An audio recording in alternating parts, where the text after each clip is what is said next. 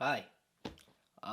Sorry for ghosting this channel for so long. I know I said I was gonna start uploading here frequently, and that has just not been the case at all. I've been trying to hustle with the whole internship grind and job hunt grind. I don't know, honestly, I've been kind of burnt out of YouTube lately, so hopefully I'm about to start posting again, especially on this channel more. So I think I'll just kind of make a video about my history with trying to get an internship because this has been a really long road. So basically, I started looking for an internship. It was the summer before I started my sophomore year where I realized how much internships paid, because before then I had no idea. So at this point, I still haven't taken data structures and algorithms, so I didn't really know, much about hash maps or graph theory or any of that stuff. So I got this book. It was called Elements of the Programming Interview in Python, and that's pretty much how I learned data structures and algorithms for the first time. I learned everything through that book. I think for like a month straight,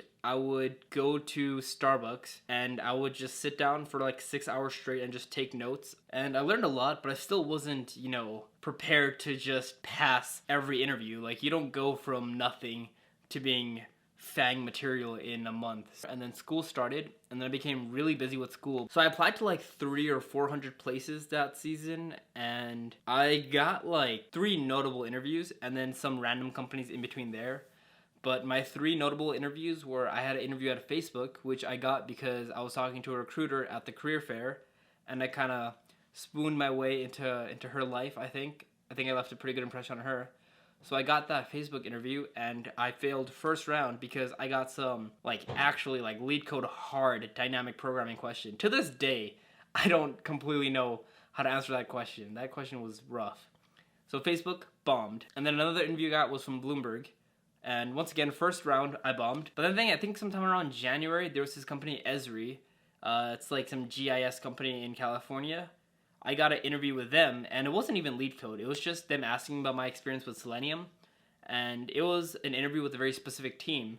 So they just needed like a Selenium intern, and I did really well in that interview, and I ended up getting an offer. The total compensation for that offer was about $32 an hour, and I was pretty excited about it. I was like, feeling pretty good. But a few weeks before the internship was set to start, I got a call that the internship is pretty much canceled because of COVID. This is when COVID was first spiking. So nobody really knew what to do with it, and yeah, lost my internship. That year, I also took the data structures and algorithms course, and I, tried really hard on it, so I got an A, and I learned a lot more about DSA. And then this year, I applied to about 70 places. I don't know, maybe this is kind of a pretentious mindset, but I really only applied to the top companies, or what I deem to be top companies, because I felt like at a certain point, if the company's compensation was really low, then maybe I should just spend my time making YouTube videos instead, and that would be more beneficial for what I really want to do. So I applied to about 70 places, and I had a referral for most of the top companies, like the FANG companies, and I was getting ghosted for months. Like the past few months, it has been rough. I had less interviews this year than last year, which doesn't even make sense. Like my GPA went up, and I have more projects now, but it is what it is. But miraculously, I ended up hearing back from 2 companies. One of them is FANG, and for this FANG company, I'm still, interviewing with them. I have my final interview coming up. So the entire process before the final, I've so far passed it, and I just have one interview left. It's a 45-minute interview, and if I pass that, I'll get the FANG offer as well. But that's not the company that gave me an offer already. The other company is, I don't want to tell you guys the exact company because I don't know, it just feels kind of weird, but I'm pretty sure you guys can figure it out for yourself with the information I'm about to give. It's a very large financial company. Basically, I got an email from them one day, and honestly, it looked like some BS automated email, so I just responded pretty rudely for some reason. Turns out, it wasn't some automated email because I responded, and then they responded with when do you want to schedule an interview? Which blew my mind.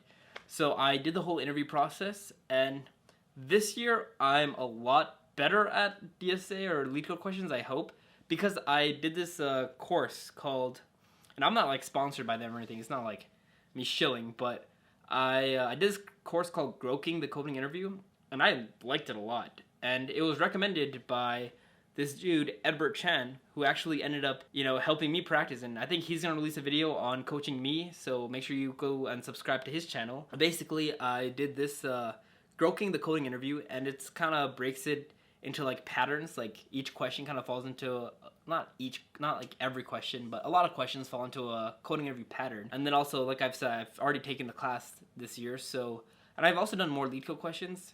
Some people have done like 350 questions, like the Waterloo kids who are really try hard.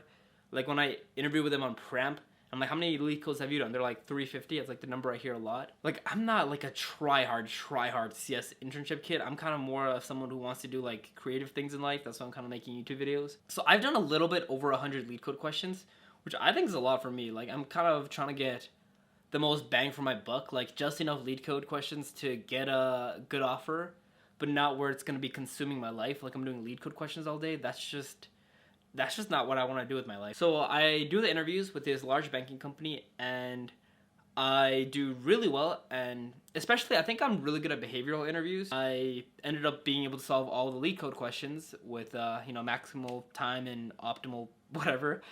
And then I waited a few days later, and I got an offer, which, I don't know, it's still kind of surreal. Like, it almost feels like it's a prank. Because I've been at this journey for like a year and a half now, and this is like my first competitive offer. I think this is a pretty competitive company, I'd say.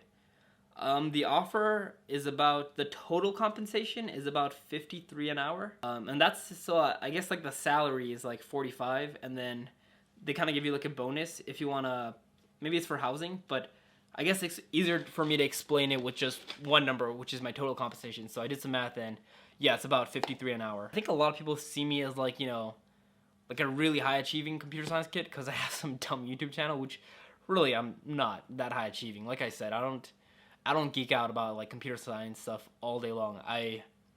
I'm more of kind of I'm into like a lot of hobbies, whereas like the try hard CS kids are really into just CS. I don't really think I have imposter syndrome, but there are definitely moments where I'm like God, I suck. There were so many, like after you get a rejection from a company, especially after you've interviewed with them, it kind of just crushes your soul, dude. But yeah, I guess things eventually kind of work out. I'm gonna react to that video from last year. When I made this video, I did not think it was gonna get 72,000 views.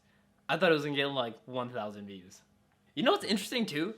If you read the comments, all these comments are like, yeah, but what he's not mentioning is these internships are so competitive, and it's so hard, everyone trying to get one. And I completely agree. They're so hard to get, and I was like, sucked in by life for them for like over a year, and I still got my ass kicked. So seriously, like these are so difficult to get. When I talk about how much people in the tech industry or people in tech make, why do I look like a kid in this? Guys, this is 1 year ago. October 31. Oh, this is literally 1 year and 9 days ago. Oh my god. Younging, how little you know about what you have in front of you. This innocent little naive kid had no idea what's to come. I want to show you guys these things called salary sharing threads on Reddit. Alright, so basically in these threads, people just receive their offers and share it. Salary sharing threads? Oh my god. Yeah, I'm not gonna lie, I've spent so much of my life just looking at salary sharing threads. I don't know why. I think, you know why? It's because it's motivating. Like, some people think it's probably toxic to look at other people's salaries and their accomplishments, but it really does motivate me. Hey, maybe I can post to my first salary sharing thread. Oh, let's go. That's gonna be sick. Especially if I get multiple offers, because like I said, I do have a final interview for the FANG company coming up. 38. So even banks are paying very well for these interns. Oh, and I thought 38 an hour was so much money. Now that I have an offer from a bank. I mean, I'm not saying I got an offer from JP Morgan. Maybe I did. But maybe it's a different bank. I don't know. Did this entire video come across as me just bragging? Because I think it might, honestly. Guys, I'm excited. I don't know. I think I just want to share my journey and show that even if you're getting your ass kicked for over a year, then one day you're actually not anymore. This is how much they're getting paid per hour. 42, 40. And this is not even including how much they're getting paid for relocation. Alright, if you guys are still trying to figure out what company I work at, it is on this chart. Personally, I've been applying to a lot of places recently for my internships. I've also probably gotten rejected. Most likely, I won't be achieving these salaries that I've showed you right now, but I am still applying to a lot of places, and I'm hoping to get a decent internship this summer, and possibly next summer I can tackle the big guns, the salaries, and the companies that I've just showed you. Oh my god. Oh my god. It is crazy how correct old me was. Completely correct. Last year I ended up getting something and it was like, a lot less money than these. And then a year later I can't believe I fucking pulled it off, dude. Holy shit. You guys are curious at which company I'm going to end up with. Like I said, most likely it won't be a huge company this summer since I'm only a sophomore. But if you guys are curious where I intern this summer and where I intern next summer and what my new grad company is, then I want you guys to make sure you like and then also subscribe, because I'll make a video when I do receive my offer. If you guys are curious what company I end up with, I will be making a video. Yeah, back before I had 1,000 subs. Alright, well, that's my time. One last thing. So, I'm also interviewing for full-time jobs, and I have a lot of stories about that, so that'll be my video for next week, or whenever I make it. Yeah, like, subscribe, I guess, I don't know. Goodbye.